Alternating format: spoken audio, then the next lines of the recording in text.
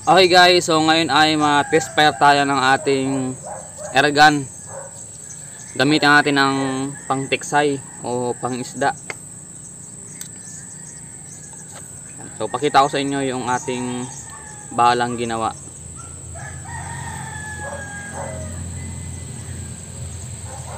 So ito yung ating tiksay dart na ginawa natin. Ang haba niya ay meron tayo ditong ruler.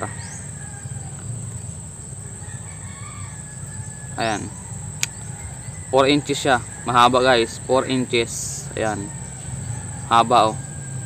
So hanggang dito. Ito yung ating bala. So ito ay sa rayos ng motor. Tapos ito meron tayong plastic dito. So ito naman ay 12mm na braided. So kasi laki siya ng sinulid yung ating braided. Try natin ito dahil medyo yung ating airgun nga pala ay hindi siya powerized. So stock siya.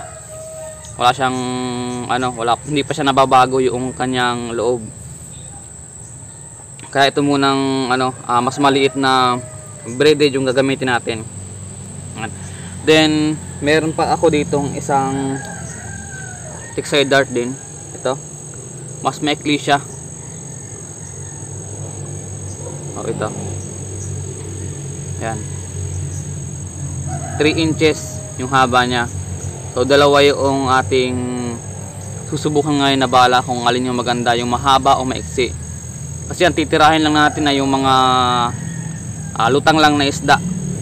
So mayroon man sigurong lubog pero mga mga isang dangka lang. Ganun lang yung lalim. Hindi tayo matira ng talagang malalalim kasi hindi naman tayo sanay tumira ng ganon. Tapos dito meron tayong target. So simula dito sa pwesto natin na to, meron tayong target dito.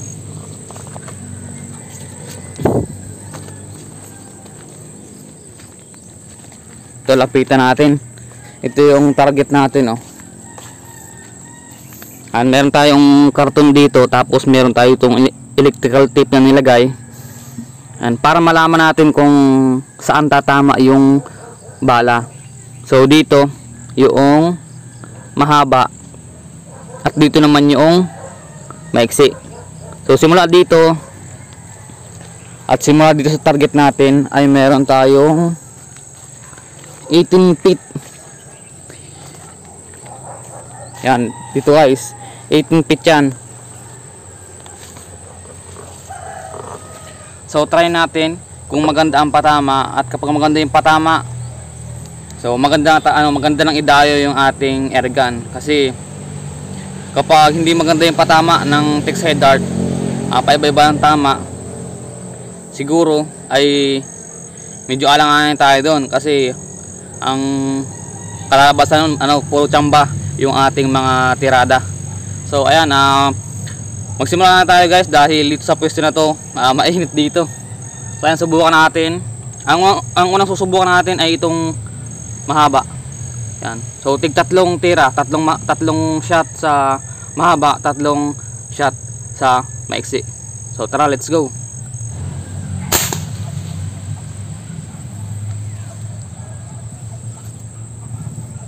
So ayun guys, first shot natin. So tingnan natin kung nasaan yung tama niya.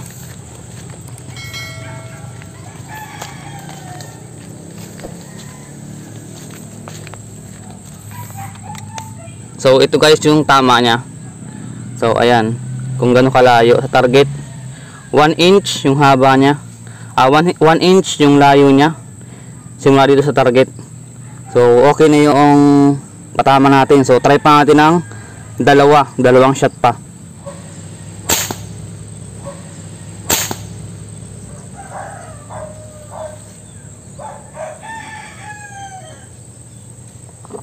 Second shot natin.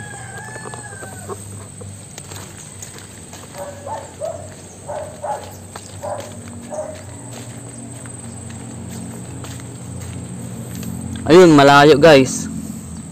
Lumayo siya, oh. So ito yung unang shot, pangalawang shot, malayo. So third shot natin, try natin.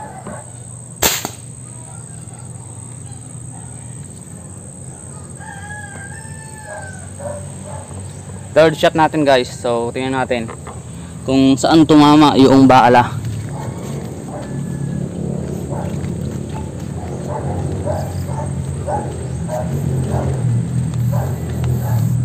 So ito guys yung tama nung pangatlong shot natin.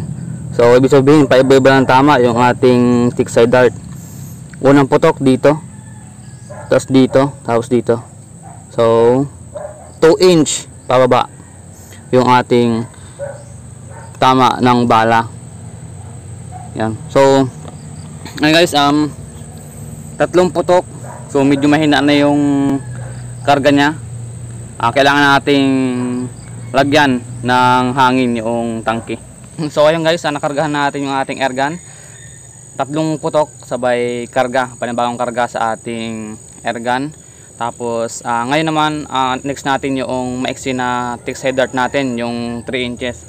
Kung maganda yung patama niya sa 18 feet ang layo. So guys, mainit na din sa piston natin. Ayan o, mainit na. So subukan ulit natin, tatlong putok. Kasi nga pala, yung ating airgun ay 1 cock lang. So isang kasa lang yung ating airgun.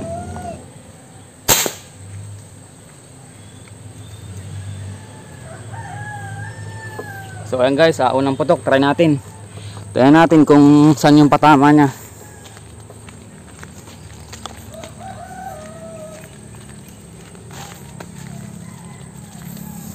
So ito yung patama niya.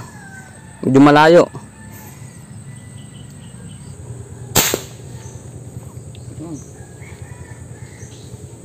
Okay, so second shot natin.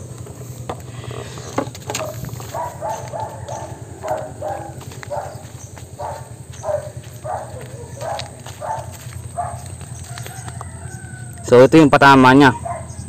Yan. So tumaas siya. Half inches yung itinaas niya. Ito yung target natin. So ayan, pakaliwa yung target natin sa maiksi na bala. So third shot natin, try natin kung saan tatama.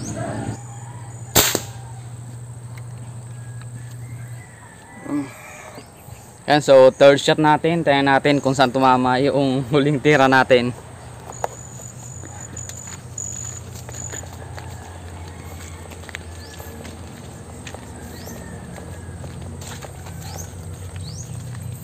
So ayun guys, bumaba yung ating huling target.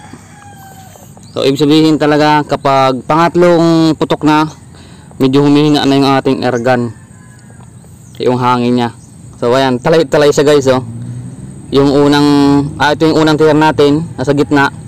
Tapos yung pangalawa tumaas, yung pangatlo bumaba. So yung target natin ito. So kunin pa natin yung ruler para maipakita ko sa inyo yung layo ng target natin. And meron tayo guys ruler oh.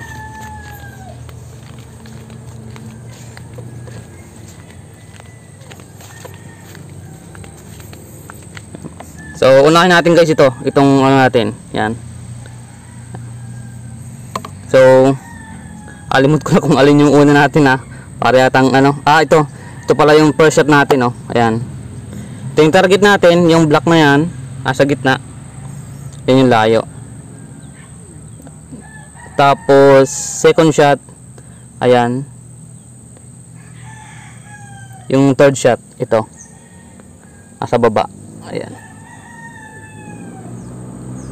yan yung layo nya. So kung mga 5 fingers yung tilapia na titirahin natin, tatamaan siya sa 18 feet yung layo. Dito naman ito pa rin mahaba, so dito yung maiksi.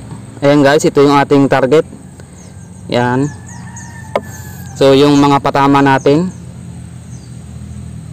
ayan, kung makita ninyo, yun nga lang, pakaliwa siya. Yung first natin, second, saka third. So guys, mali pa tayo ng pwesto dahil mainit dito. So ayun guys, ito na yung ating mga tinira gamit ang ating airgun pang tiksay o pang isda. Yan, so ito yung sa mahaba guys. Oh. Yan. So ang masabi ko lang dito ay hindi siya accurate talaga. So paiba-iba yung tama. Yan. Pero kung 5 fingers yung tilapia, tatamaan siya sa layo na 18 feet. Pero kung maliit, mga 3 fingers, so alanganin, tsamba na lang yung kalalabasan. So para sa akin pala ito guys, tsamba na lang din kung makakatama tayo sa 18 feet yung layo. So ito yung sa mahaba. Yan, yung mahabang bala natin na 4 inches, may sobra pa. Yan. So hindi ako guys, hindi ako dito komportable kasi kung saan kasi tumatama yung bala niya. So dito naman, itong kabilang side na to, ito yung mga patama nung maiksing bala natin na 3 inches yung haba. So ito yung target natin, yung itim. Tapos ito yung mga patama. Yung unang tier natin dito. Ayan. So malayo, diba? Malayo siya. Tapos yung second shot natin ay ito. Ayan, tumaas siya. So ka-level na nitong kulay itim. Ka-level na siya. Tapos yung third shot natin, ito bumaba na siya. So mahina na yung hangin tingin ko. Kaya ganun. Ayan. So di ba guys, ang laki ng diferensya nung dalawa. Yung mga patama niya sa target. Yan. So sabihin yung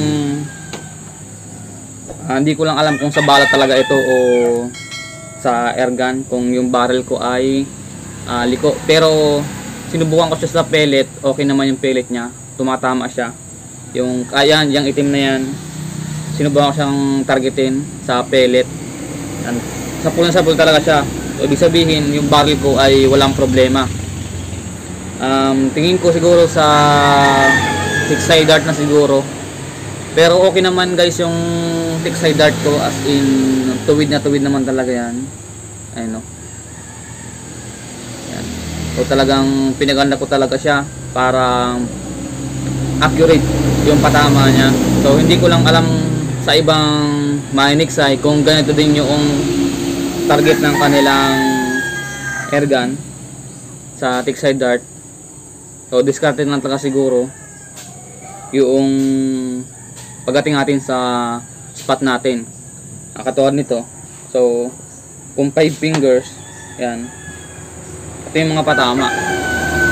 So mag-a-adjust talaga. Ganon din dito. Yan, mag-a-adjust ka. So ito yung target, ito yung patama. So sabihin natin guys na ganito yung ito yung tilapia, ayan yung bibig. So ganyan. So masipat ka sa gitna. Sa gitna yung sipat mo. Sapul yung isda sa gitna ng katawan niya. Ayan ganyan. Dito naman kunwari ay ito yung dito, ayan, ganoon din, same din. Ayan, sa gitna. Sa gitna yung itim natin. Yung isda naman ay sa gitna rin. So sapul din siya. Ayan. Dahil andito yung tama. So kung 5 fingers yung babaril natin, malaking isda, talagang tatama siya. Pero kung maliliit ay mga 3 fingers, medyo siya, daplis siya guys. Daplis yung patama niya. Sa 18 feet ang layo. So ayun guys, ito yung masabi ko lang dito sa patama natin. Hindi ako sigurado na ipangdadahin natin, pero gusto kong subukan talaga. So kaya ako naggawa ng ganito guys, para malaman ko kung saan yung talbo ng bala natin, ng 6-side dart natin, para mag-a-adjust. So malaki yung pinagkaiba pala nito ng airgun sa marble gun ko. Yung marble gun ko kasi guys, kung hindi nyo tatanong, sa 18 feet tumatama lang yan dito. Yan. So hindi yan naglalayo guys, na andyan lang yan. maniwala kayo sa akin dahil sinubukan ko na yun. Yung yung mga nakaraan kong vlog, so yung panoorin nyo yun guys. Yan, halos na andyan lang yung patama. So hindi siya naglalayo ng masyado. So ito, malalayo siya. So alin nga ba yung gagamitin kong bala at side dart, yung mahaba o yung maiksi? So parang komportable ako dito sa maiksi kasi naandito lang yung kanyang patama niya. So madali lang siyang i-adjust. So kung gigitnain ko yung sipat, sa full siya. So dito naman wild yung patama niya. So tingin ko guys, itong maiksi yung gagamitin ko. So comment kayo lang guys sa baba kung same ba yung sa patama ng inyong airgun sa Texas Dart sa 18 feet. Okay, so maraming salamat guys sa panood. So ito yung measure ko sa inyo. So ayan. So hindi ko pa napinturahan itong aking airgun. So malapit na. So ayan guys, maraming salamat.